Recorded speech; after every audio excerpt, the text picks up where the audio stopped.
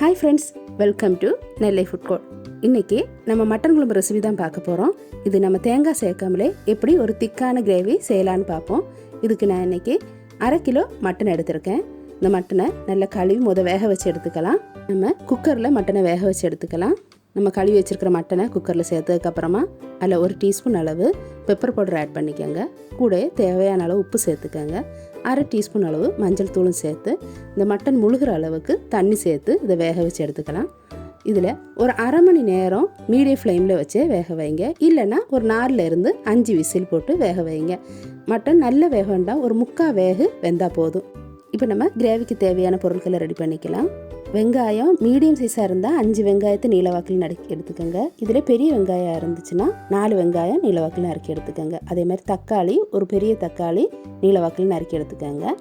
கொஞ்சமாக மல்லி இலையும் நறுக்கி எடுத்துக்கோங்க. நம்ம வெங்காயத்தையும் தக்காளியையும் வசக்கி அதை பேஸ்ட்டாக ரெடி பண்ணி எடுத்துக்குவோம். அதுக்காக ஒரு டீஸ்பூன் அளவு ஆயில் ஆட் பண்ணிக்கோங்க. இதில் நம்ம நறுக்கி வச்சுருக்கிற வெங்காயத்தில் பாதி அளவு, பாதியை விட கொஞ்சம் கம்மியானாலும் பரவாயில்ல, அதை சேர்த்து கொஞ்சமாக உப்பும் சேர்த்து நல்லா வசக்கி எடுத்துக்கோங்க.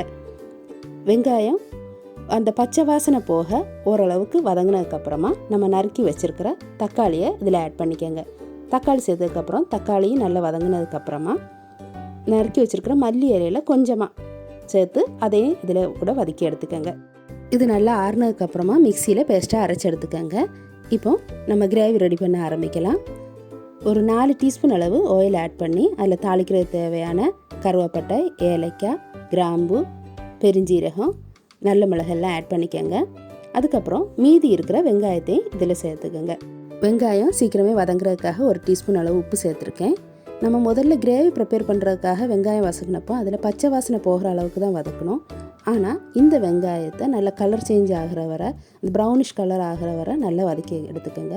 வெங்காயம் ஓரளவுக்கு நல்லா வதங்கினதுக்கப்புறமா நம்ம இஞ்சி பூண்டு பேஸ்ட்டு 2 டீஸ்பூன் அளவு ஆட் பண்ணிக்கோங்க. இஞ்சி பூண்டு பேஸ்ட்டு சேர்த்ததுக்கப்புறமா அதை நல்லா பச்சை வாசனை போக வதக்கி எடுத்துக்கலாம். இப்போ நம்ம குழம்புக்கு தேவையான மசாலா பொடியெல்லாம் சேர்த்துக்கலாம். மல்லிப்பொடி 5 டீஸ்பூன் அளவு ஆட் பண்ணியிருக்கேன். கரம் மசாலா 1 டீஸ்பூன் அளவு ஆட் பண்ணியிருக்கேன். வத்தப்பொடி நான் காஷ்மீரி வத்தப்பொடி ஆட் பண்ணாங்க போய் 5 டீஸ்பூன் அளவு ஆட் பண்ணியிருக்கேன். நீங்கள் காரமான வத்தப்பொடி யூஸ் பண்ணுறதா இருந்தால் 3 அல்லது 4 டீஸ்பூன் ஆட் பண்ணால் போதும். மஞ்சள் தூள் 1/2 டீஸ்பூன் அளவு ஆட் பண்ணியிருக்கேன். இப்போ இந்த மசாலா எல்லாம் சேர்த்து நல்லா வதக்கி எடுத்துக்குவோம். அது நல்ல பச்சை வாசனை போக வதக்கி எடுத்ததுக்கப்புறமா நம்ம அவிச்சு வச்சுருக்கிற மட்டனில் உள்ள அந்த தண்ணியை ஃபில்ட்ரு பண்ணி மாற்றிக்கங்க. அது அப்புறமா ஆட் பண்ணிக்கலாம். மட்டனை மட்டும் இதில் ஆட் பண்ணி அந்த மசாலாவோடு சேர்த்து நல்லா கிளறி விட்டுக்குவோம். அது நல்லா கலந்து விட்டதுக்கப்புறமா இதை மூடி வச்சு ஒரு 5 நிமிஷம் சிம்மில் வச்சுக்கோங்க. அடிப்பிடிக்காமல் இருக்கிறதுக்காக சிம்மில் வச்சு ஒரு 5 நிமிஷம் இந்த மசாலாவில் வேக விடுங்க. அதுக்கப்புறமா நம்ம ரெடி பண்ணி வச்சுருக்கிற வெங்காயம் தக்காளி பேஸ்ட்டை இதில் ஆட் பண்ணி அது மட்டனோடு சேர்த்து நல்லா கிளறி விட்டுக்கோங்க. இது நல்லா கிளறி விட்டதுக்கப்புறமா தண்ணி சேர்க்குறதுக்கு முன்னாடி இதை மூடி வச்சு ஒரு 5 நிமிஷம் சிம்மில் வச்சு வேக விடுங்க. இது நல்லா சிம்மில் வச்சு ஒரு 5 நிமிஷம் வேக விட்டதுக்கப்புறமா நம்ம தேவையான அளவு தண்ணி சேர்த்துக்குவோம். தண்ணி சேர்க்கும்போது உங்களுக்கு கிரேவி ரொம்ப வேணும்னா அதுக்கு தக்கன தண்ணி சேர்த்துக்கோங்க.